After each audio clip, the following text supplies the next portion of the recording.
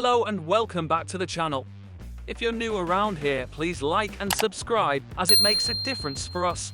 So in this week's upload, we've put together the top players based on their expected point totals for this week and the next 6 game weeks to help with your transfer plans and captaincy decisions.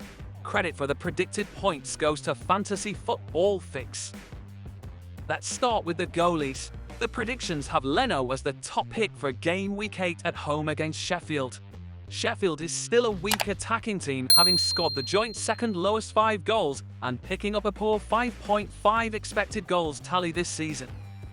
Sanchez is ranked second in this week's away match against Burnley.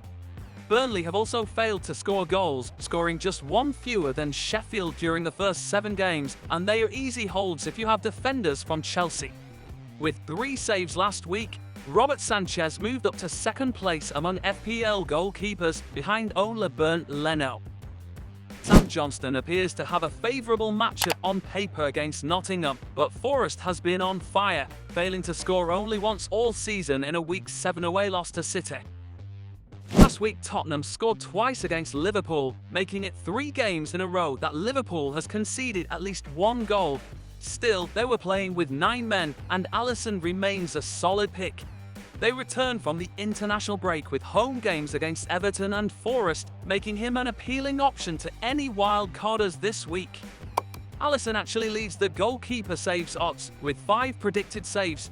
Liverpool are travelling to Brighton, who are actually 5th in the league in non-penalty XG, behind the likes of City, Tottenham, Newcastle and Liverpool.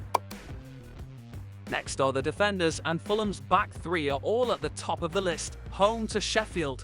The Fix algorithm fully backs the team's chances of keeping a clean sheet. Plus, Sheffield has only scored 5 times in 7 games. There actually have been more losses than goals for the Blades. So if you own Fulham defenders, this is a week where you can actually hold them. Kenny Tett is the only one you could consider selling, since he's been sitting out the last 3 games with a hip injury. Joachim Andersen's recent attacking surge raises the question of whether he deserves a spot in our wildcards. This week he faces Forest, so you could make the case for buying, especially since Palace has a great run of games starting with game week 11. His game-winning goal put him at the top of the points list for defenders. Taking into account Cash's attacking numbers, he's an easy buy for this week, though it's worth noting that he was the more reserved fullback again, touching the ball just 9 times in the final third compared to Dean's 16.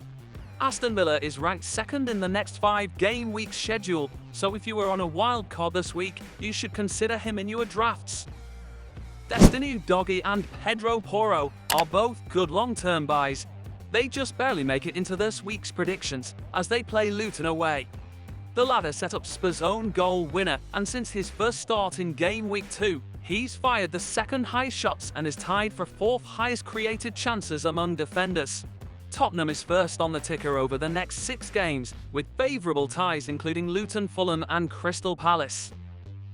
If you like what you've seen thus far, hit that like button and subscribe for weekly FPL uploads. Now onto the midfielders. Salah is again in first place, with over 5 predicted points for the Brighton game. When it comes to their attack, Liverpool is on a quite different level this season. They're first amongst all teams in non-penalty XG over the last 4 games. So even though he didn't score in the last game because he was denied what looked like a great assist by the most controversial VAR call in North London, his sales rank is 6, just behind the Tottenham guys Maddison and Son. Son's level has gone up in the last few games and he looks so hungry and driven. Again, he's definitely one to hold on to and, if nothing else, is worth thinking about adding in, especially if you're thinking about the game week 8 wildcard. Odds makers favour Spurs to score the most goals this week, with just under 3 goals projected away to Luton Town. Again, if you're thinking about wildcarding this week, you could use it as an opportunity to double up on the Spurs mids for a short-term play. With 29 points from 5 games played and a very good long-term run of games from game week 8, Maddison is a player you should keep an eye on. This week he's widely favoured by the bookies to provide an assist away to Luton. Only Kulusevski and Trippier have created more chances than his 12 over the last 4 weeks. Eze is expected to score 4.3 points, making him another great mid-price pick to think about. After a long wait, he finally got some FPL points back by setting up Anderson's goal. This season, he has helped create 45 chances, fired 27 shots and supplied 18 key passes for Palace. Nottingham Forest is next up for Palace, who are second worst for expected goals conceded in the last 4 games. Before we get into the forwards, bear in mind that 8 teams have European fixtures before we get onto Game Week 8. So, you may want to hold off on making any transfers to your teams until then. Moving to the forwards, and Haaland is projected to score just under 6 points against Arsenal.